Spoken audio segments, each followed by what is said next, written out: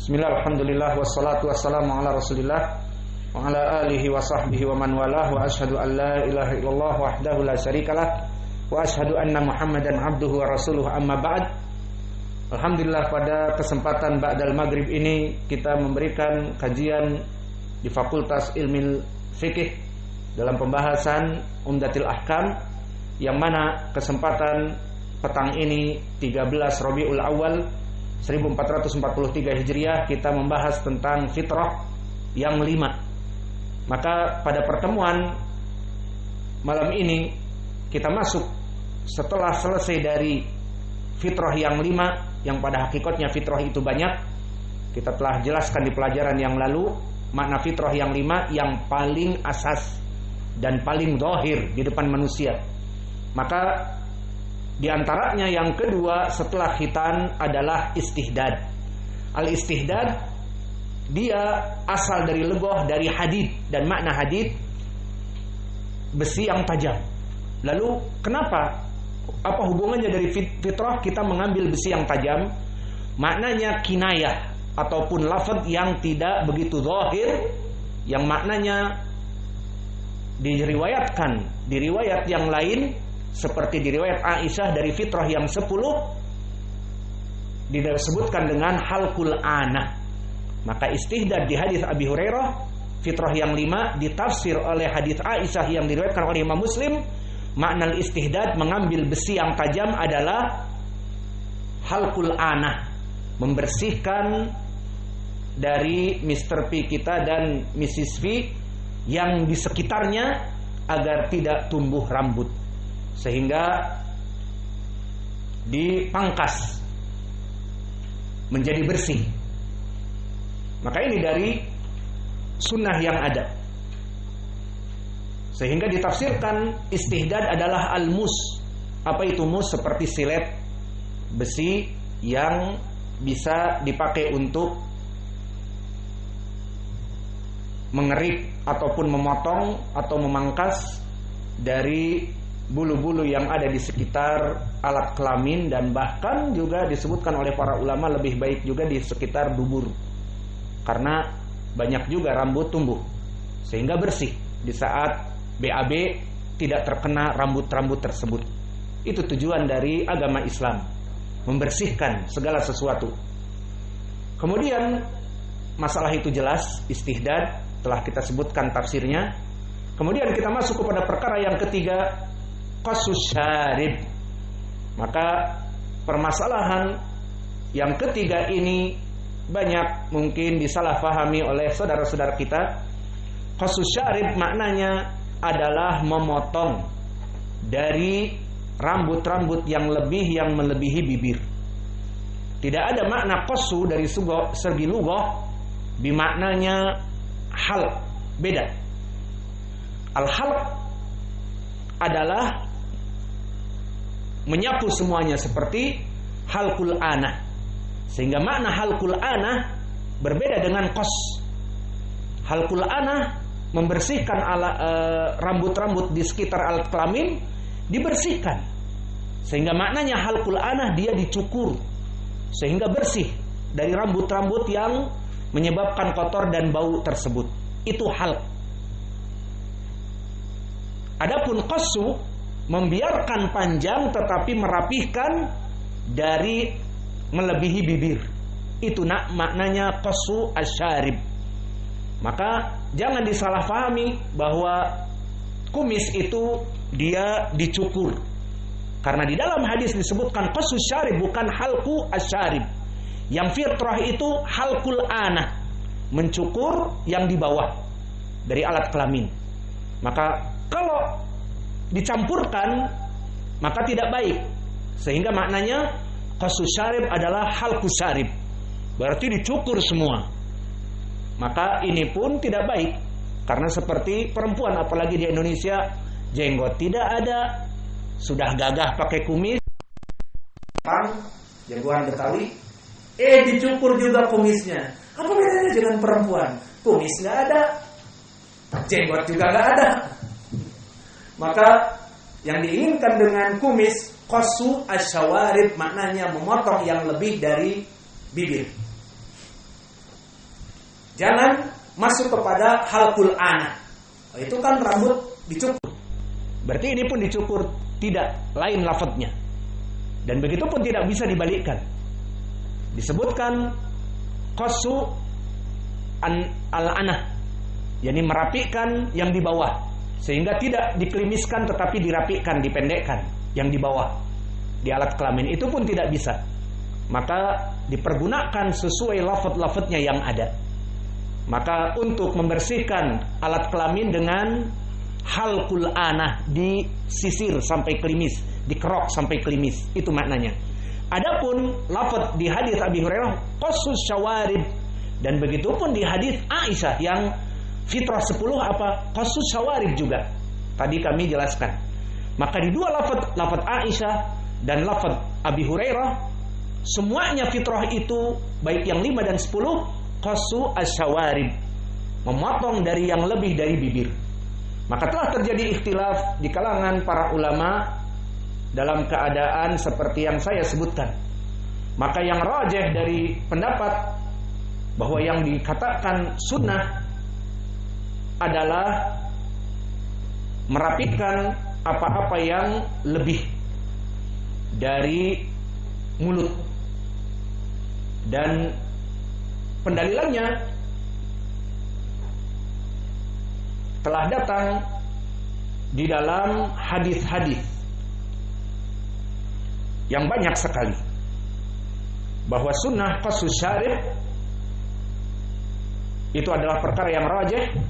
Dan adapun mencukurnya klimis telah dimakruhkan oleh para ulama seperti pendapat Imam Malik dan muridnya kelompok Imam Syafi'i. Dan bahkan Imam Malik mengatakan keras bahwa yang mencukur kumis mungkin seperti banci, seperti itu. Alhasil dia itu tetap kita piara. Alhamdulillah Allah memberikan kumis maskulin, menjadikan pembeda dari perempuan, maka dipiaralah, bukan dicukur. Mana pendalilan bahwa yang rajih dia itu adalah dengan tidak dicukur semuanya tetapi dirapikan? Datang lafaz-lafaz yang disebutkan di dalam ahadits. Di antaranya datang hadis yang diriwayatkan Bukhari dan Muslim dari Abi Hurairah. Di hadis ini disebutkan dengan lafaz wa qassus syarib, dan di hadis Aisyah yang telah kami sebutkan di riwayat Muslim wa qassu asyawarib, maknanya dipotong yang lebih. Dan di sana ada hadis yang lain yang menunjukkan riwayat yang lain selain dari sahabat yang muttafaqun alaih dari Abi Hurairah dan diriwayatkan oleh Imam Muslim dari Aisyah, juga datang dari Al-Mughirah ibnu Syu'bah. Lebih menjelaskan lagi, yang diinginkan itu dicukur seperti yang di bawah atau dirapikan. Nah, hadis-hadis seperti yang akan kita bahas menjelaskan secara detail dan derajat hadisnya sahih. Pertama datang dari Al-Mughirah ibnu Syu'bah, diriwayatkan oleh Imam Abi Daud di sunannya. Dikatakan oleh Al-Mughirah ibnu Syu'bah, kana syaribi wafa aizada, bahwa kumisku melebihi dari mulut. Faqassahu li Nabi sallallahu alaihi wa ala alihi wasallam ala siwak, dan Nabi memotongkan untukku dengan siwak. Maka siwak itu wallahu a'lam mungkin penggarisnya seperti ini, yang lebih dipotong. Seperti ini yang lebih dipotong. Kalau sekarang di barbershop mungkin dengan gunting kecil ataupun dengan alat-alat. Namun di sini dari Al-Mughirah bin Syu'bah bahwa kumisku berlebihan, melebihi mulut. Dan Nabi ingin menghidupkan sunnah dan juga menolong dari sahabatnya, mungkin tidak mempunyai alat dan susah sendiri, harus butuh kepada cermin. Maka faqassahu li, dan telah memotong untukku Nabi Muhammad SAW ala siwak. Dohirnya ala siwak nanti juga datang di hadis yang lain, dia itu sebagai alat untuk menggarisnya agar lurus. Yang berlebih baru dipotong seperti itu. Hadis ini disahihkan oleh Syekh Al-Albani di Sahih Abi Daud. Dan datang juga dari riwayat yang lain dari Abu Daud, yang tadi As-Sijistani, yang kedua siapa? At-Tayalisi. Siapa yang lebih tua? At-Tayalisi. Yang lebih muda As-Sijistani. Namun siapa yang lebih masyhur? Abu Daud As-Sijistani dari murid-muridnya Imam Al-Bukhari dan Muslim. Maka berkata Abu Daud At-Tayalisi, dan diriwayatkan juga oleh Imam Al-Baihaqi dari jalan Al-Mas'udi, akhbarani Abu Aun Ats-Tsaqafi dari Muhammad ibnu Ubaidillah dari Al-Mughirah ibnu Syu'bah, bahwa Nabi Muhammad sallallahu alaihi wasallam ra'a rajulan tawila syarib fada'a bisiwakin wa safratin fawada'a as-siwak tahta asyarib faqassa alaihi. Di sini lebih jelas lagi. Di sini dari Al-Mughirah ibnu Syu'bah, namun tidak disebutkan dirinya. Walau alam bisa jadi kisahnya sama, namun Al-Mughirah ibnu Syu'bah tidak menyebutkan dirinya. Katanya ada orang lain. Bahwa Nabi melihat seseorang yang kumisnya itu panjang melebihi mulut. Maka da'a bisiwak. Nabi memanggil orang ini dan meminta siwak. Wasifrah. Sifrah itu adalah seperti dari zaman dahulu yang namanya sifrah itu golok kecil ataupun alat potong intinya, dan orang terdahulu lebih mahir menggunakan itu. Adapun kita mungkin takut-takut dengan pisau merapikan kumis. Kita juga di rumah hati-hati dengan gunting kecil seperti itu yang melebihi pelan-pelan dengan kaca. Maka di zaman dulu dengan pisau atau pedang kecil namanya sifrah. Maka Nabi meminta siwak dan sifrah. Maka ditempelkan ke orang tersebut siwak, yaitu seperti tadi saya bilang, penggaris meluruskan. Nah, yang lebih dari itu dipotong oleh Nabi bukan dengan gunting, dengan sifrah, dengan pedang ataupun golok kecil ataupun alat potong, dan Nabi memotongnya. Ini riwayat-riwayat yang lebih jelas menjelaskan bahwa maknanya mempunyai kumis bukan dicukur sehingga seperti perempuan, tidak, tetapi dia itu dipotong, dirapihkan. Yang bagian atas biar panjang seperti laki-laki, lambang kemacoan kita. Maka bersyukur yang punya kumis dipiara agar lebih maco, tidak dicukur sehingga seperti perempuan, apalagi tidak punya jenggot. Sudah jenggot klimis, kumis pun yang menjadi lambang maskulin klimis juga, ya sudah seperti perempuan atau seperti laki-laki yang tampan, laki-laki yang amrod, laki-laki yang membuat fitnah, karena tidak ada lambang kemacuannya. Dan begitu pun datang riwayat dikeluarkan oleh Imam Ibnu Sa'd di dalam kitabnya At-Tabaqat dari Mindil, dari Abdurrahman ibnu Ziyad, dari Asyah lahum qalu kana Rasulullah sallallahu alaihi wasallam ya'khudhu syarib min atrafihi. Maknanya sama, bahwa dulu Nabi mengambil, yakni mencukur dari kumis-kumis itu yang melebihi dari mulutnya, yang lebih-lebih saja. Namun syarat ini dhaif dikarenakan ada Mindil, wa huwa Mindil Ibnu Ali Al-Anzi, dhaif.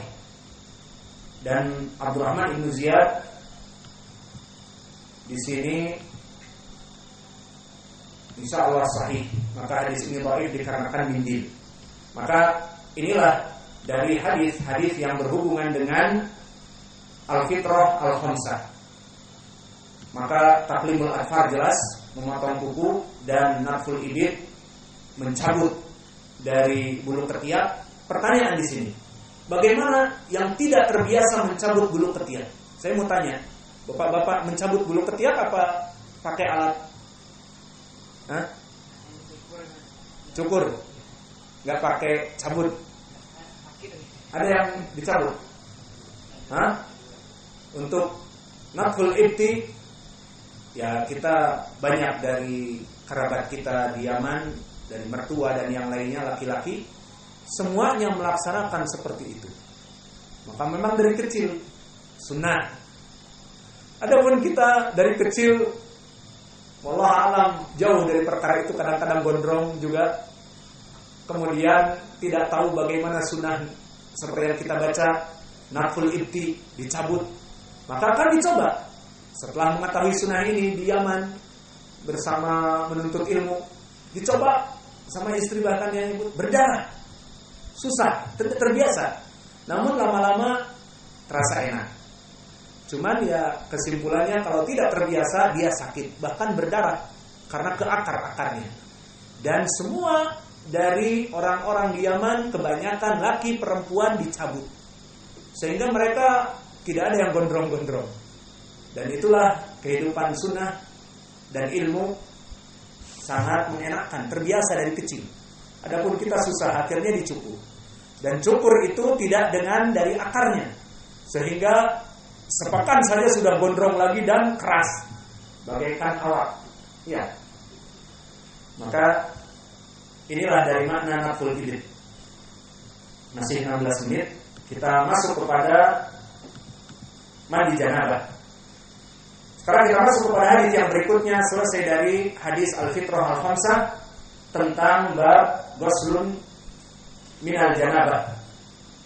Maka hadis yang pertama datang dari Abi Hurairah. Anna Nabiya sallallahu alaihi wasallam laqiyahu fi ba'di turukil Madinah wa huwa junubun. Qala fa'an khanastu minhu fadahabtu fatasaltu thumma jitu faqala aina kunta ya Abu Hurairah? Qala kuntu junuban fakaritu an ujalisaka wa ana ala ghairi taharah. Faqala subhanallah innal mu'mina la yanjus. Di dalam hadis ini kita artikan secara tekstual dari Abi Hurairah bahwa Nabi Muhammad SAW bertemu di beberapa jalan, di jalan-jalan Madinah dengan Abu Hurairah yang dalam keadaan junub. Qala fanhanastu minhu. Apa makna fanhanastu? Fanhanastu adalah dari fi'il inhanastu, dari khulus, dimakna al-ikhtifa wa ta'akhur. Maknanya menjauhi darinya dan berusaha untuk menyembunyikan dirinya darinya. Maka Abu Hurairah di saat dia junub, dan seperti diketahui Abu Hurairah pada saat itu lahirnya mungkin belum menikah dan dia tinggal di serambi masjid dinamakan Ashabus Suffah, datang dari Yaman menuntut ilmu, menghafal hadis-hadis Nabi. Maka dia manusia yang normal seperti laki-laki yang lainnya. Maka kadang-kadang hormon testosteron penuh dengan testis, butuh dikeluarkan dan tidak ada penyaluran, maka bisa jadi dia bermimpi. Dohirnya dia seorang yang hidup ahli sufah, tidak mempunyai kamar VIP seperti hotel, ada kamar mandi dan sebagainya, tidak ada. Dan juga air pada saat itu wallahu a'lam mungkin tidak seperti kita. Kita di sini ada tempat untuk santri, ada WC-nya. Berapa kita? 5 WC ya? Ada 5 WC dan air dari Tekmon kapan saja bisa dinyalakan, air mudah. Maka di zaman itu mungkin air wallahu a'lam, apalagi cuaca di Madinah, cuaca padang pasir, susah air. Maka intinya Abu Hurairah dalam keadaan junub dan dia belum sempat mandi. Berbeda dengan kita mungkin junub langsung mandi. Tapi Abu Hurairah sempat berjalan, bertemu dengan Nabi di pasar. Itu poinnya di sini. Fanhanastu minhu, maknanya aku menyembunyikan diriku dan berusaha untuk lari dari Nabi. Itu maknanya. Fadahabtu, maka aku lari dari Nabi. Fatasaltu, untuk tujuan cepat mandi. Akhirnya dia mungkin mencari air ataupun wallahu a'lam, yang jelas dia terlambat untuk mandi dalam keadaan junub bertemu dengan Rasulullah, utusan Nabi, utusan Allah, yang dia pikir dia akan menajiskan Nabi itu, karena nanti di suafatnya seperti itu. Kemudian setelah aku mandi, aku datang kepada Nabi. Seperti ini, Nabi sekarang aku datang kepadamu. Tadi aku menghindarimu, dan Nabi pun tahu perkara seperti ini dan sengaja sekarang difokuskan untuk mengambil faedah darinya. Maka Nabi sengaja menanyakan, "Aina kunta ya Abu Hurairah?" Kemana tadi kamu wahai Abu Hurairah? Ketemu di jalan kemudian hilang begitu saja. Maka di sini dia meminta uzur. Qala kuntu junuban. Wahai Rasulullah, aku dulu orang yang junub. Faedah dari segi lugah, junub mufrad atau jamak? Mufrad. Mutaakid. Ada yang bilang jamak. Yang bilang jamak berdalil dengan Al-Quran. Allah berfirman, "In kuntum junuban fatahharu." Nama Allah, in kuntum, jika kalian junuban fatahharu, fi'il amrnya dengan waw jamaah fatahharu, maka sucikanlah dari junub. Berarti junub mufrad atau jamak? Jawabnya, dia lafaz yang mustarak. Masuk kepada mufrad, anak satu orang, anak junub. Masuk kepada mereka dalam keadaan junub. 5 orang junub misalnya, boleh. Maka kalimat junub masuk kepada lafaz yang mutlak, dipakai untuk mufrad seorang dan dipakai untuk jamak. Mana dalil untuk jamak di Al-Quran? In kuntum, jika kalian junuban, dalam keadaan junub, fatahharu, maka kalian mandilah. Disebutkan oleh Allah kalian. Maka junub itu di sini dalam keadaan jamak. Namun dipakai juga oleh Abu Hurairah, dan dia Arabi dari Yaman, Arab, dan juga tinggal bersama Nabi di Madinah, berbicara dengan lisan Arab. Dikatakan kuntu junuban, aku dulu seorang yang junub ya Rasulullah. Dari sinilah kita berikan tadi kuntu junuban untuk mufrad, dan in kuntum junuban fatahharu dari segi jamak. Maka kalimat junub dakhala fil mufrad wa dakhala fil jamak. Yajuz naqul ana junub wa yajuz naqul antum junub dan sebagainya. Maka di sini Abu Hurairah mengatakan kuntu junuban. Wahai Rasulullah, maaf aku tadi dalam keadaan junub. Fakaritu an ujalisaka wa ana ala ghairi taharah. Dan aku merasa diriku bagaimana tidak pantas duduk bersama Nabi utusan Allah yang turun wahyu setiap saat, dan aku dalam keadaan junub.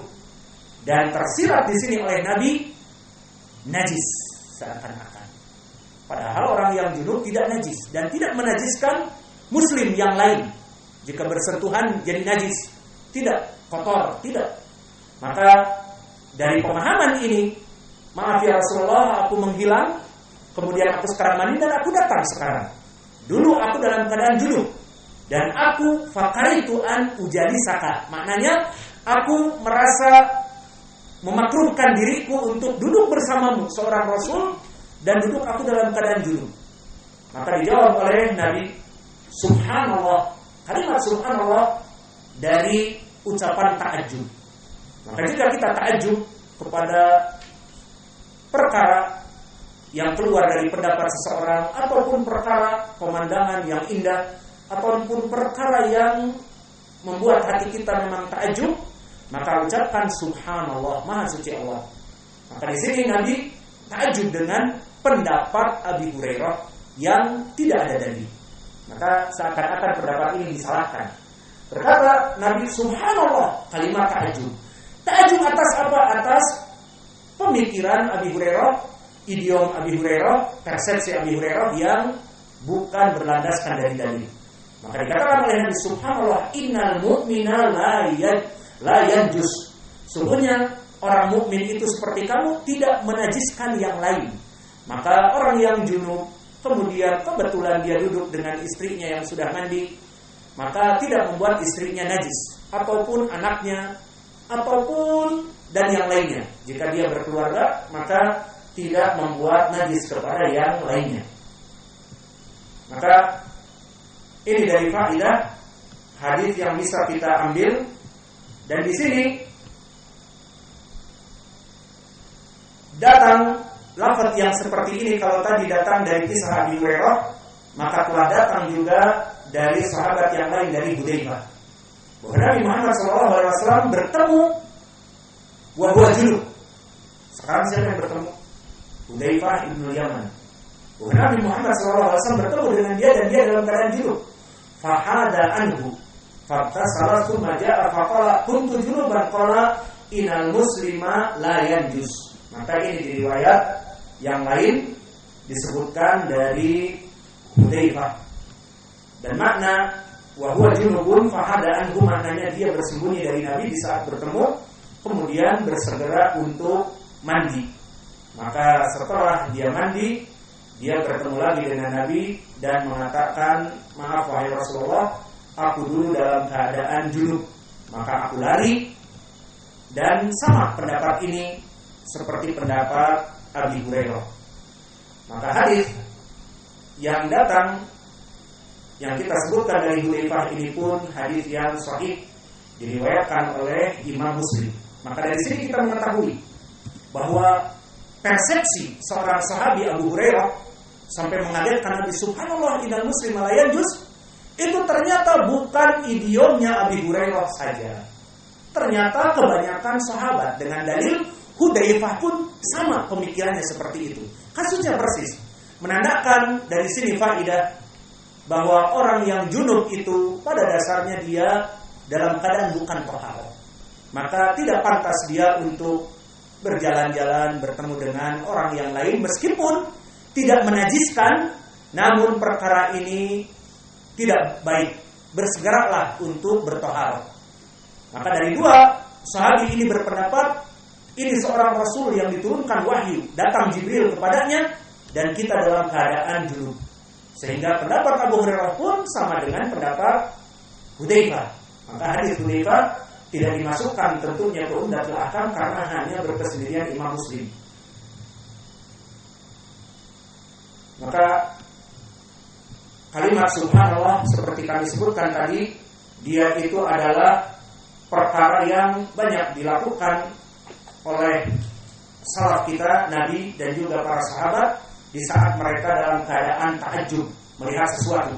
Contoh yang lain diucapkan oleh istri Nabi seperti diriwayatkan oleh Imam Muslim dari Mas'ud, sa'altu Aisyah hal ra'a Muhammadun sallallahu alaihi wasallam ru'yat, apakah Nabi Muhammad melihat Allah dengan mata kepala? Akidah Ahlussunnah menafikan Allah itu tidak dilihat di dunia dengan mata kepala.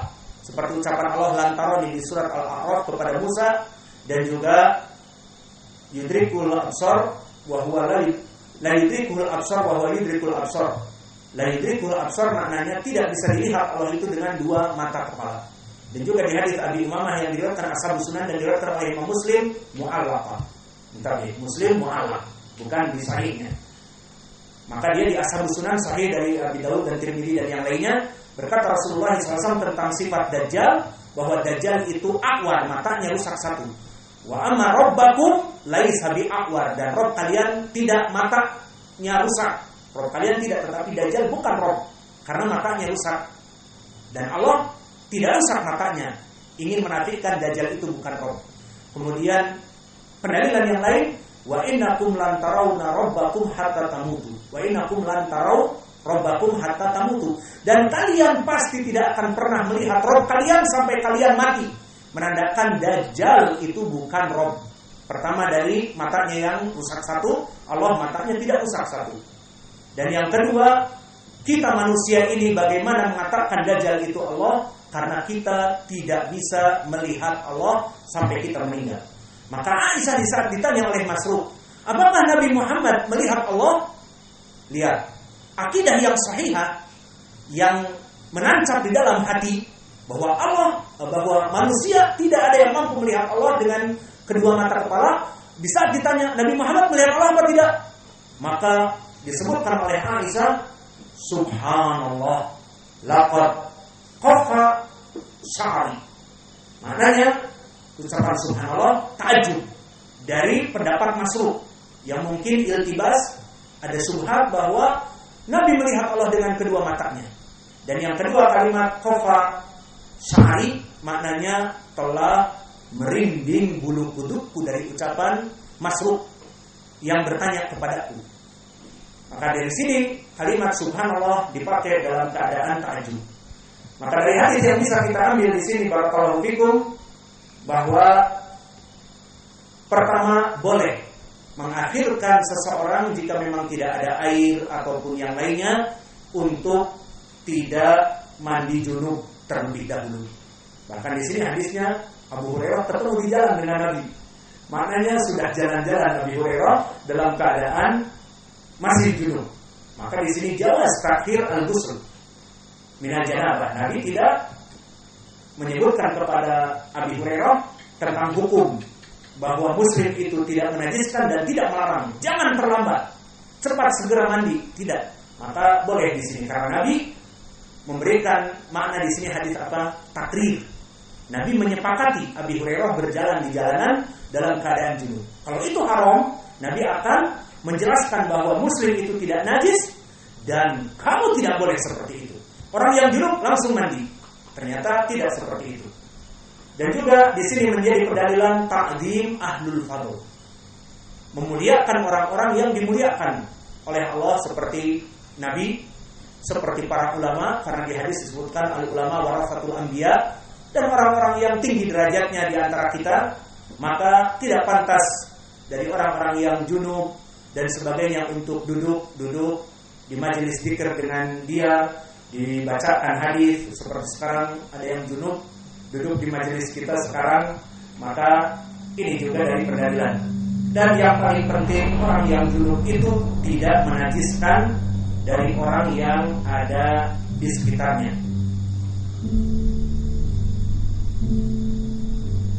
Dan juga dari perkara yang baik adalah menyegerakan untuk mandi, itu lebih baik karena akan menyehatkan badan.